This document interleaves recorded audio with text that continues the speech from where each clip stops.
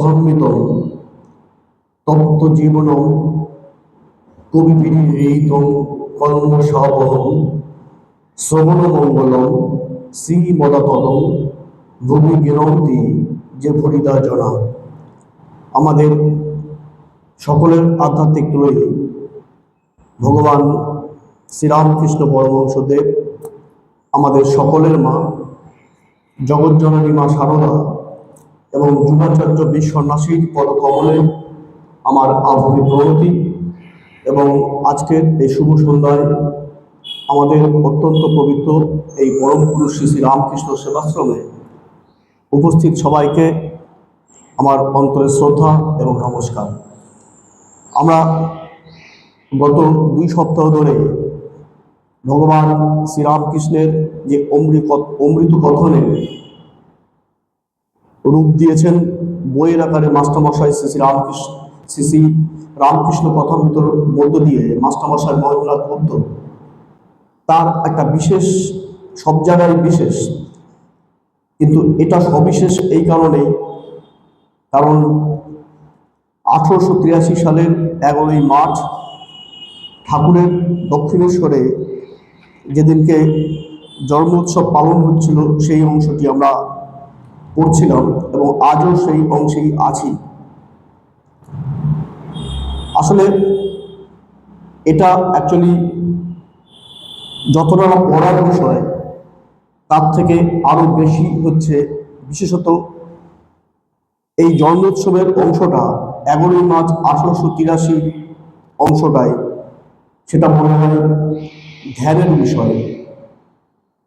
আমরা যদি চোখ বুঝে ভিজুয়ালাইজ করি, যেন মনে হয় সেই দক্ষিণেশ্বরের অমৃত কাননে আমরা চলে গেছি।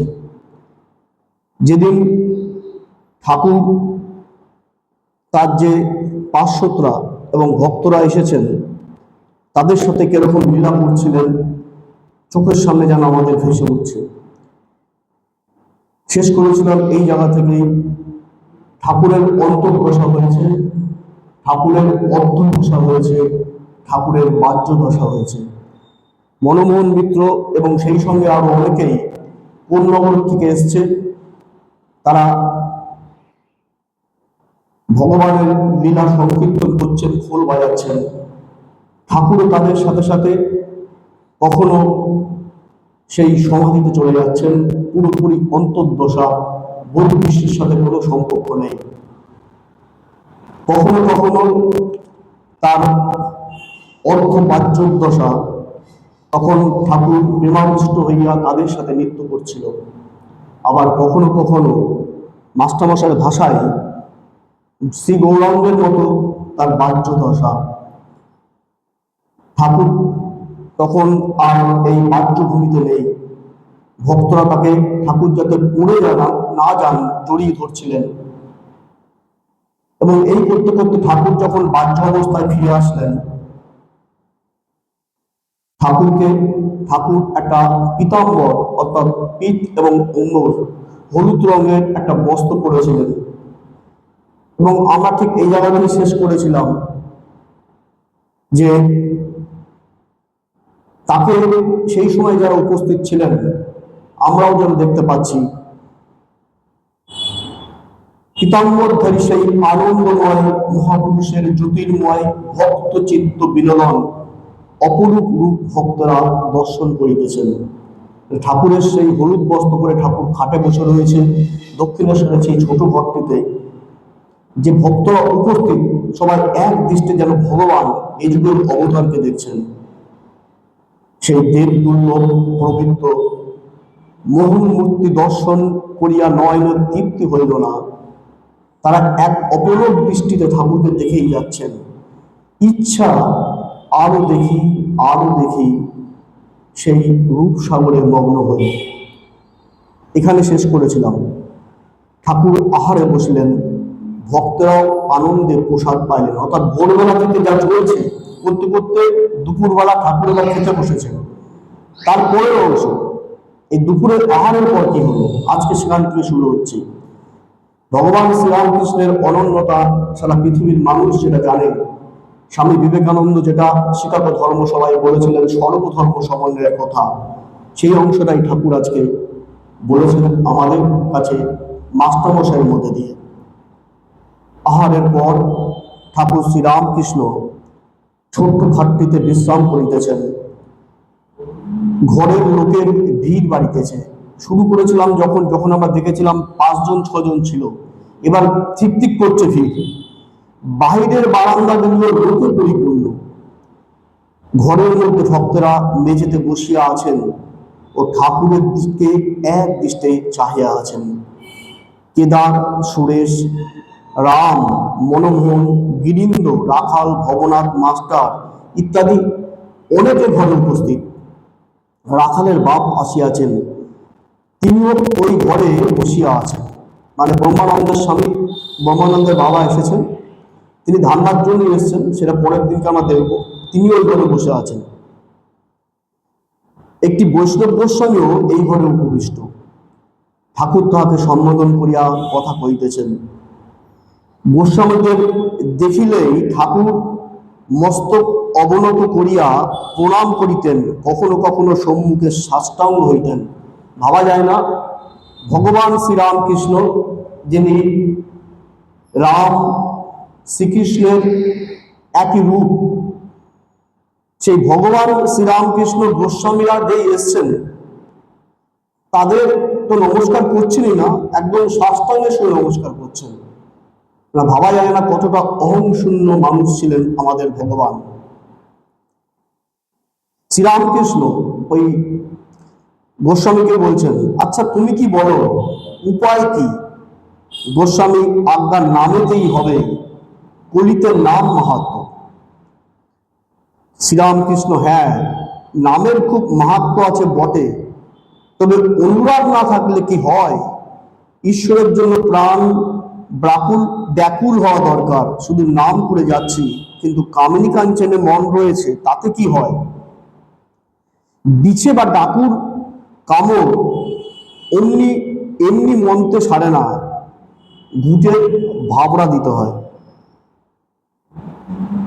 গোস্বামী, তাহলে অজামিল মহাপাতকী, এমন পাপ নাই যা সে করে নাই, কিন্তু মরবার সময় নারায়ণ বলে ছেলেকে ডাকাতে উদ্ধার হয়ে গেল।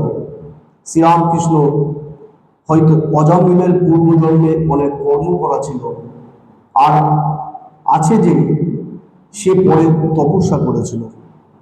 অর্থাৎ গোস্বামীর সাথে ঠাকুরের যে কথা হচ্ছে, গোস্বামী বলছেন যে কলিতে নাম মাহাত্ম্য, অর্থাৎ ঈশ্বরের গুণগান করলেই হয়ে যায়। গোস্বামী যিনি এসছেন তিনি তাই বলছেন।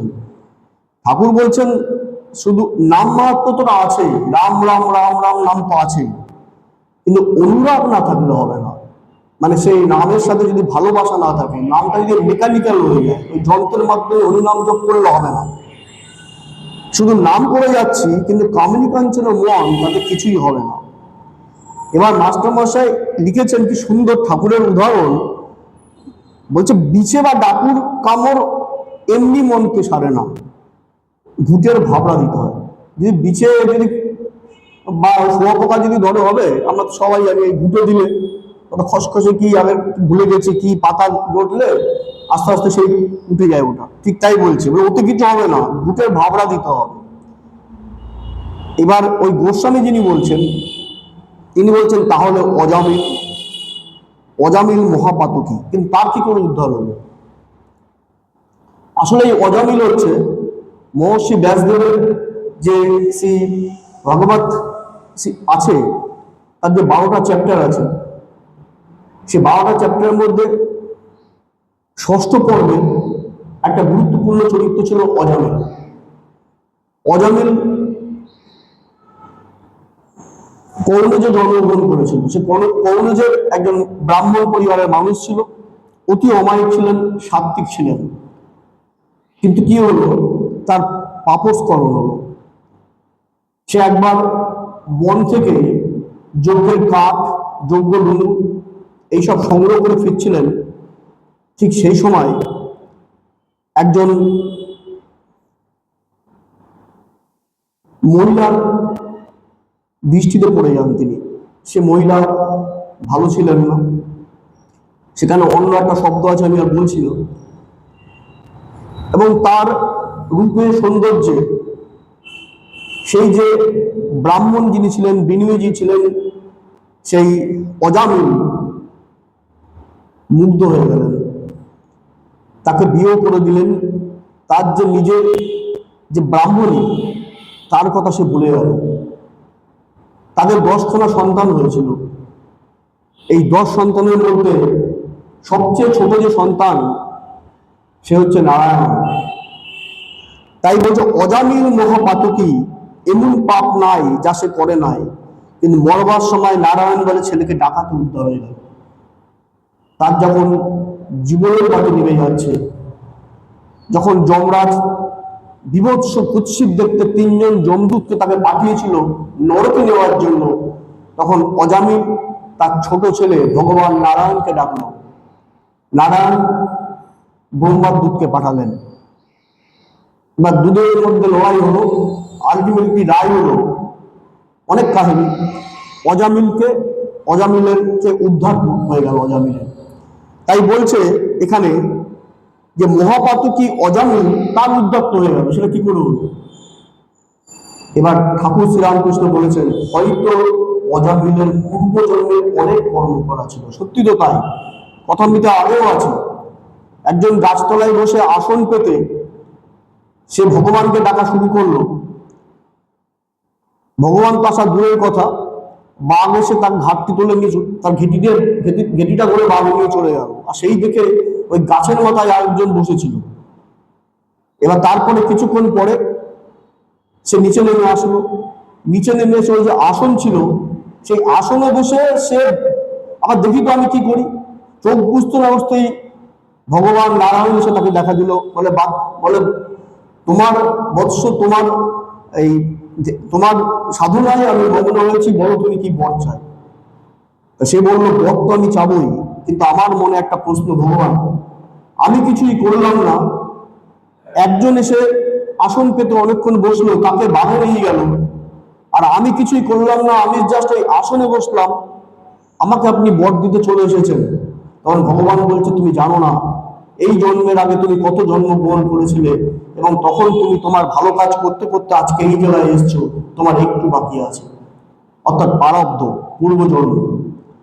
ঠিক এখানেও ঠাকুর তাই বলছেন, হয়তো অজামিলের পূর্বজন্মের কর্ম ছিল, অর্থাৎ পূর্বজন্মে অজামিল অনেক ভালো কাজ করেছিল, তাই এই জন্মে সে মহাপাতকী হলো, তার উদ্ধার হয়ে গেল। লাইন আছে দুটো, কিন্তু বলতে অনেক কিছু এর ভিতরে লুকিয়ে আছে।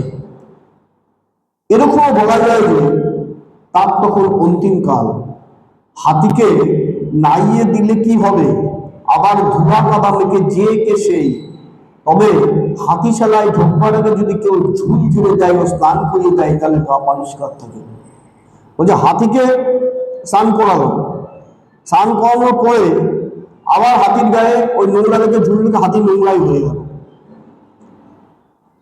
এবার ঠাকুর এখানেও বলছেন একটা উপায় আছে, ওই হাতি যে হাতিশালায় ঢুকছে, সে হাতিশালাটা যদি পরিষ্কার হয়ে যায়, মানে হৃদয়ের ভিতরটা, তাহলে তার নোংরা কোনো যাওয়া নেই। এবার বলছেন, নামেতে একবার শুদ্ধ হলো, কিন্তু তারপরে হয়তো নানা পাপে লিপ্ত হয়। মনে বল নাই, প্রতিজ্ঞা করে না যে আর পাপ করব না, গঙ্গা স্নানে পাপ সব যায়, গেলে কি হবে, লোকে বলে থাকে পাপগুলো গাছের উপর থাকে। গঙ্গা নিয়ে যখন মানুষটা ফেরে, তখন ওই পুরোনো পাপগুলো গাছ থেকে ঝাঁপ দিয়ে ওই ঘাড়ের উপর পড়ে, সকলেই হাস্য। সেই পুরোনো পাপগুলো আবার ঘাড়ে চলেছে, স্নান করে দুপানা আসতে না আসতেই আবার ঘাড়ে চলেছে। গঙ্গা স্নান করে আমরা ভাবি পাপস্খলন হচ্ছে। গিরিশচন্দ্র ঘোষ সে যখন গঙ্গা স্নান করতে যাচ্ছে, তখন পাড়ার ওই বাগবাজারে পাড়ার চ্যাংড়ারা বলছে, ওই পাপি গিরিশ ঘোষ এখন গঙ্গা স্নান করে সে শুদ্ধ হচ্ছে। গিরিশ বলছে, আর শোনো, আমি গঙ্গা স্নান হয়ে শুদ্ধ হচ্ছি না, আমি ভগবান শ্রীরামকৃষ্ণকে স্পর্শ করেছি, তাই আমি স্নান করে গঙ্গাকে শুদ্ধ করছি। আর এখানে ঠাকুর শ্রীরামকৃষ্ণ বলছে, যে যেই স্নান করলাম গঙ্গার জলে ভাবলাম আমরা পাপ মুক্ত হচ্ছি, কিন্তু আমাদের যখন স্নান করতে নামছি আমাদের ভিতরে যে নেগেটিভিটি গুলো আছে সেগুলো ছাড়া সেগুলো গাছের উপর উঠেছে। যেই জল থেকে উঠলাম সঙ্গে সঙ্গে আবার মাথায় চেপে বসছে। তার মানে সেই একই কথা, চিত্ত শুদ্ধি পার্মানেন্টলি আস্তে আস্তে আস্তে সেগুলোকে দূর করতে হবে। এই নিয়ে অনেক ব্যাখ্যা আছে। তাই নাম করো, সঙ্গে সঙ্গে প্রার্থনা করো যাতে ঈশ্বরকে অনুরাগ হয়। আর যেসব জিনিস দুদিনের জন্য, যেমন টাকা, মান, দেশ, তাদের উপর যাতে ভালোবাসা কমে যায়, প্রার্থনা করো। অর্থাৎ নিত্য অনিত্য, অনিত্য তো থাকবে না, নিত্য নিয়েই থাকতে হবে, যেটা বারবার বলে গেছে, এটাই মাস্টারমশাই বলতে চাচ্ছেন।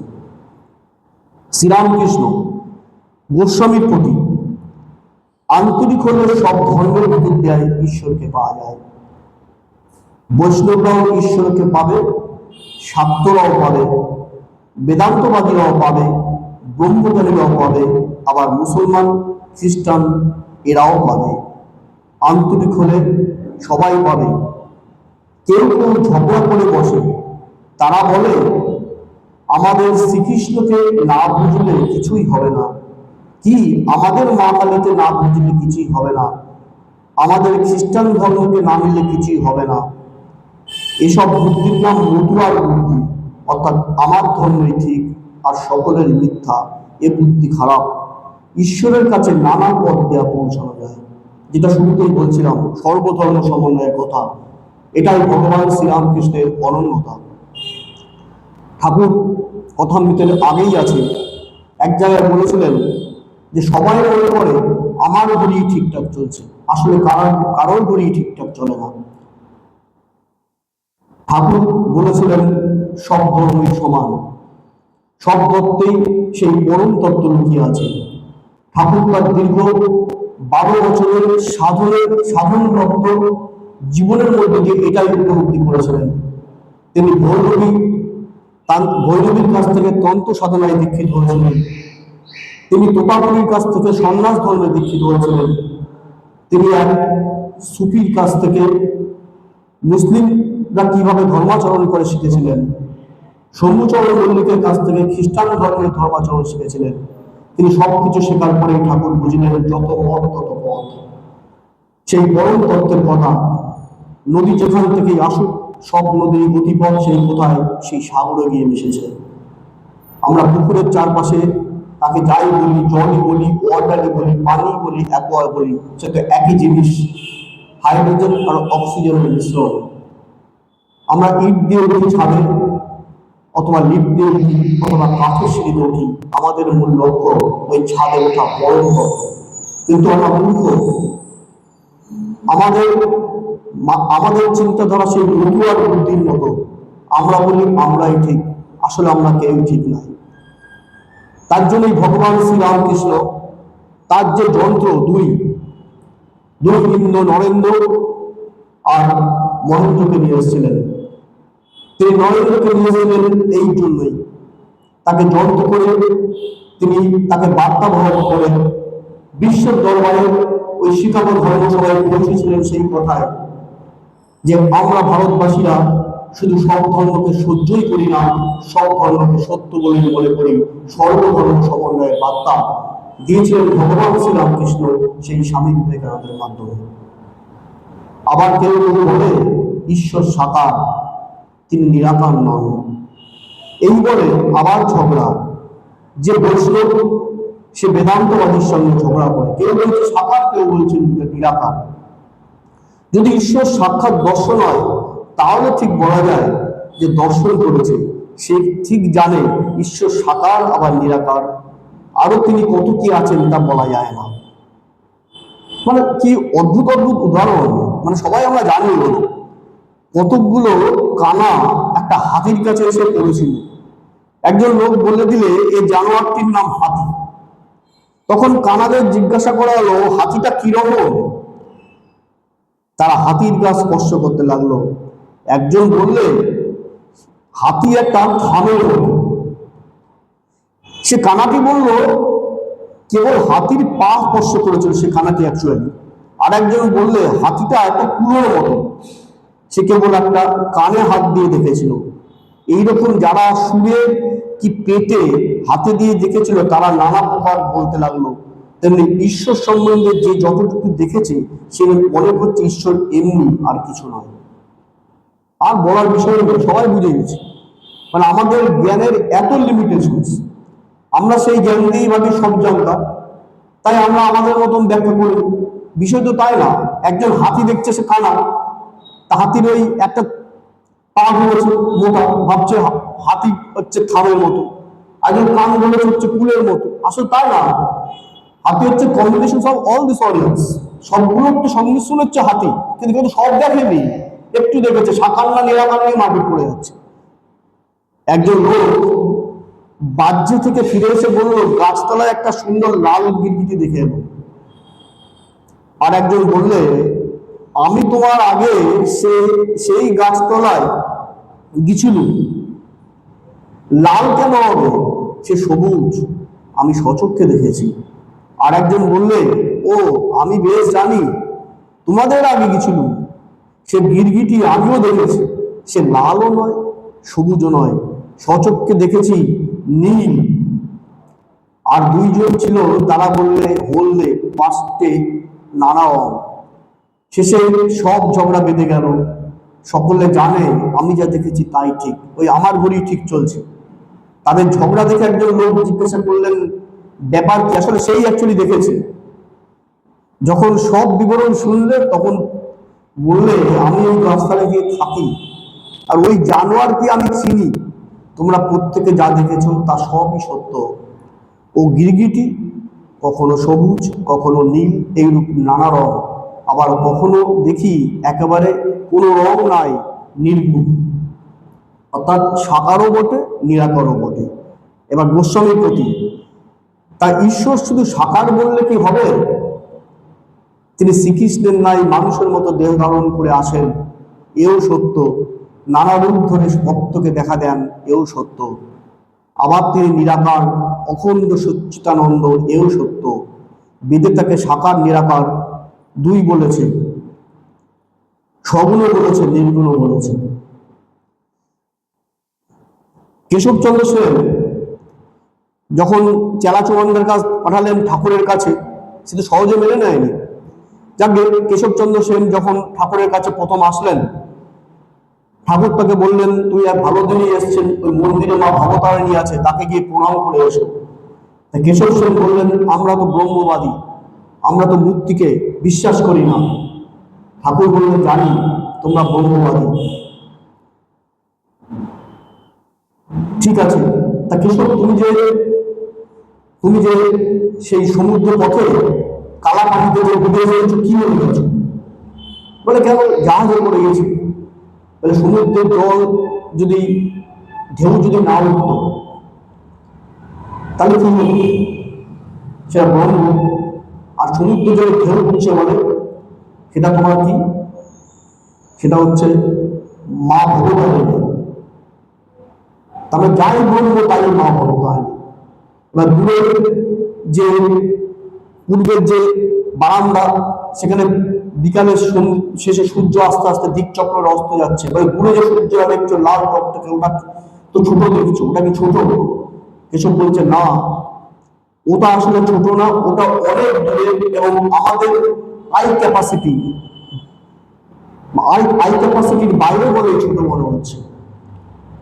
বলতে ঠিক তাই, ঈশ্বর নিরাকার, সেই নিরাকারকে ধরতে গেলে সামনে যে সাকার আছে, ওই সাকারের মধ্যে দিয়ে নিরাকারের সাধনা হবে, এবং সাকারের সাধনা করতে করতে জবের মধ্যে দিয়ে তুমি যখন ধ্যানে আসবে তখনই তুমি নিরাকারের সাধনায় যেতে পারবে। ঠিক এখানেও তাই। কিরকম জানো, সচ্চিদানন্দ যেন অনন্ত সাগর, ঠান্ডার গুণে যেমন সাগরের জল বরফ হয়ে ভাসে, নানা রূপ ধরে বরফের চাই সাগরের জলে ভাসে, তেমনি ভক্তিহীন লেগে সচ্চিদানন্দ সাগরের সাকার মুক্তি দর্শন হয়। ভক্তের জন্য সাকার, আবার জ্ঞান সূর্য উঠলে বরফ গলে আগেকার যেমন জল তেমনি জল। আমরা ভক্ত, আমাদের জন্য কি দরকার? আমাদের জন্য দরকার ঠাকুর স্বামীজির মূর্তি। তাই বলছে ভক্তের জন্য শাখার দরকার। অধক উদ্য পরিপূর্ণ জলে জল জল জলে জল। তাই শ্রী ভাগবতে সব সব স্তব করেছে, ঠাকুর তুমি সাকার, তুমি নিরাকার। এই আসল যেটা বলছিলাম, আমাদের সামনে তুমি মানুষ হয়ে বেড়াচ্ছ, কিন্তু বেদে তোমাকেই বাক্য মনের অতীত বলছে। বলছে যে সমুদ্রের জলে যখন খুব ঠান্ডা, গ্রিনল্যান্ডে সেই সমুদ্রের জল বরফ হয়ে গেছে, সে বরফে আবার বিভিন্ন রকমের শেপ হয়ে গেছে। তাহলে বরফ দেখতে পাচ্ছি শাখা, আবার যে উষ্ণতার আদেশে সেই বরফ আস্তে আস্তে গলছে, গলে বাষ্প হয়ে যাচ্ছে, বাষ্প হয়ে দেখতে পাচ্ছি না, নিরাকার। সেরকম বলছে যে ভক্তিহীন লেগে ওই সচ্চিদানন্দ সংঘরে সাকার মুক্তি দর্শন হয়। কি সুন্দর তুলনা করছেন, বলে যাই সাকার তাই নিরাকার। তবে বলতে পারো কোনো কোনো ভক্তের পক্ষে তিনি নিত্য সাকার। এমন জায়গা আছে যেখানে বরফ গলে না, স্ফটিকের আকার ধারণ করে। অর্থাৎ যিনি সেই সচ্চিদানন্দকে মনের প্রাণে দেখতে পাচ্ছেন, তিনি যেন সবসময় চোখ বুঝলে দেখতে পাচ্ছেন যে ভগবান, আমাদের ভগবান শ্রীরামকৃষ্ণ বা যে যার গুরুই হোক, সে যেন তার হৃদয়ে মাথাতে পদ্মাসনে বসে আছেন। মানে তার ভিতরে ভক্তিহীন সেটা কতটা, সেটা গ্র্যাভিটির উপর ডিপেন্ড করছে। তাই বলছি কেদার আগে শ্রী ভগবতে ব্যাস তিনটি দোষের জন্য ভগবানের কাছে ক্ষমা প্রার্থনা করেছেন। এক জায়গায় বলেছেন, হে ভগবান, তুমি বাক্য মনের অতীত, কিন্তু আমি কেবল তোমার লীলা, তোমার শাখার রূপ বর্ণনা করেছি, অতএব অপরাধ মার্জনা করবেন। শ্রীরামকৃষ্ণ, হ্যাঁ, ঈশ্বর সাকার আবার নিরাকার, আবার সাকার নিরাকারও পার, তার ইতি করা যায় না। অর্থাৎ ব্যাসদেব তিনি ভাগবত বলেছেন যে ভগবান, আমি তোমার শুধু সাকার রূপই বর্ণনা করেছি, আমি নিরাকার রূপ বর্ণনা করতে পারিনি, তাই মার্জনা করবেন। এবার ভগবান শ্রীরামকৃষ্ণ বলছেন, হ্যাঁ, ঈশ্বর সাকার আবার নিরাকার, আবার সাকার নিরাকারও পার, তার ইতি করা যায় না। আসলে ঈশ্বর হল এক আনন্দময় স্থিতি, তাকে তো চোখে দেখা যায় না, তাকে অনুভব করতে হয়, তাকে উপলব্ধি করতে হয়। আমাদের ভগবান শ্রীরামকৃষ্ণ তিনি সাকার রূপ ধরে আমাদের মধ্যে এসেছিলেন। তা আমরা ভক্ত, আমরা ওই ভগবানের শ্রীরামকৃষ্ণের সেই সাকার রূপ দেখেই আমাদের হৃদয়ের যে আত্মী, সেই শরণাগতি নিতে চাই। আসলে আজকের যে অংশটা আমরা অনুধ্যান পাঠ করছিলাম, তাতে যে বিষয়টাই আমরা শুরু করেছিলাম ঠিক সেখানেই আসলে ভগবান শ্রীরামকৃষ্ণের যেন ধ্যান চিত্ত আজকে আমাদের চোখের সামনে দেখা দিচ্ছেন। ভগবান শ্রীরামকৃষ্ণ যে ভক্তরা সেদিন 11ই মার্চ 1883 উপস্থিত ছিলেন, তাদের সাথে যেভাবে আধ্যাত্মিক চর্চা করছিলেন, যা তখনকার দিনের আগামী দিনের প্রজন্মকে দেখাবে কিভাবে আমরা শরণাগতির মধ্যে দিয়ে ইষ্ট দর্শনের পথে এগিয়ে যেতে পারি। এটাই যেন আজকের আলোচনায় বারবার ফুটে এসছে। শিব শিব মহাশিব, শিব রামকৃষ্ণ নাম, ব্রহ্ম বিষ্ণু সর্বদেব, রামকৃষ্ণ নিত্য নাম। ঠাকুর মশাইজিকে প্রণাম এবং উপস্থিত সবাইকে আমার নমস্কার এবং শ্রদ্ধা।